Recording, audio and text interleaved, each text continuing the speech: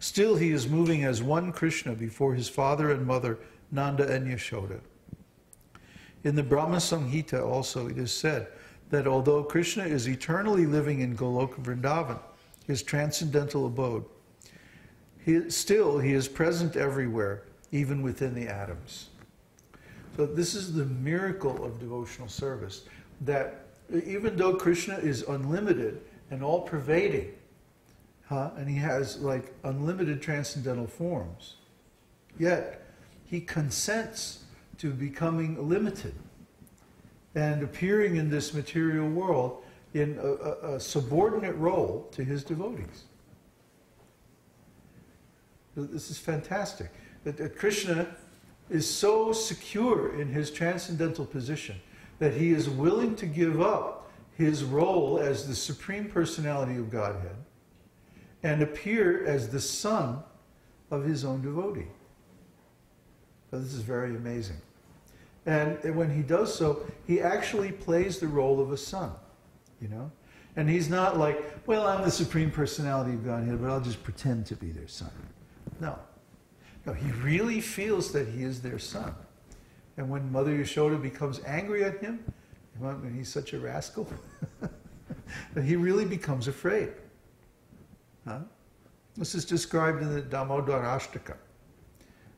The Damodarashtaka is a beautiful prayer that's sung in the autumn about Lord Damodar.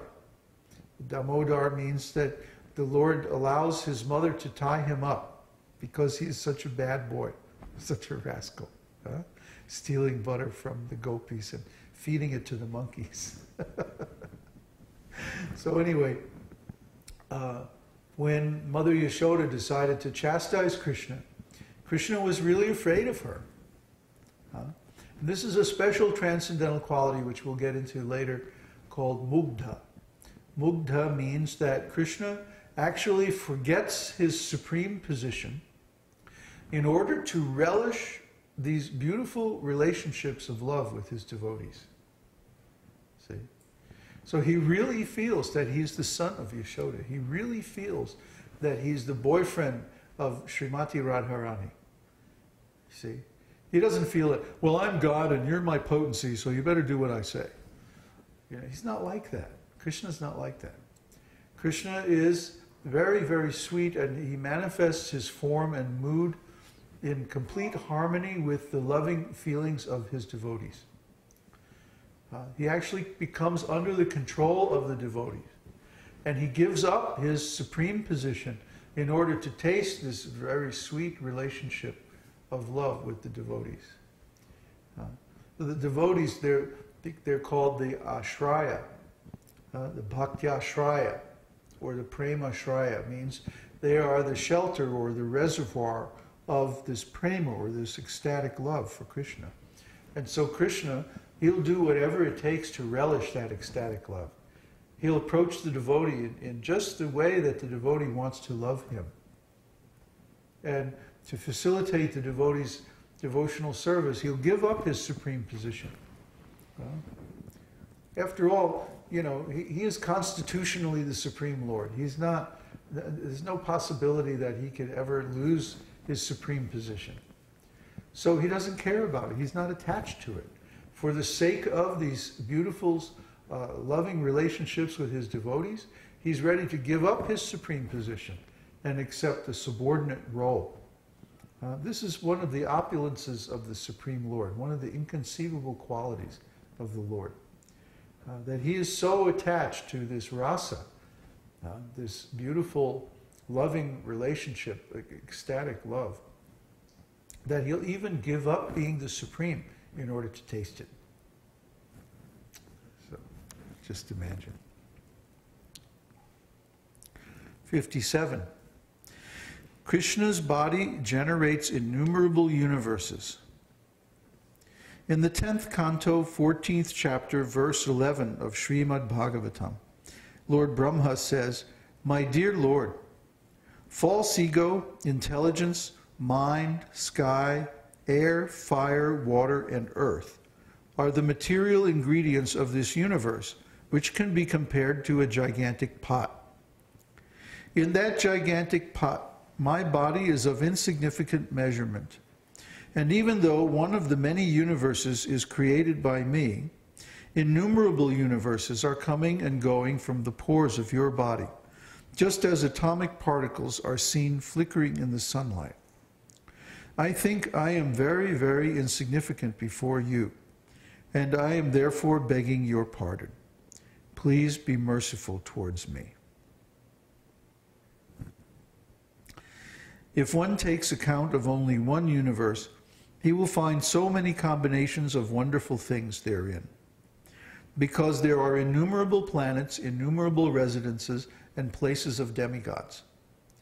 The diameter of the universe is 4 billion miles, and it is infested with many unfathomable regions known as patalas, or lower planetary systems.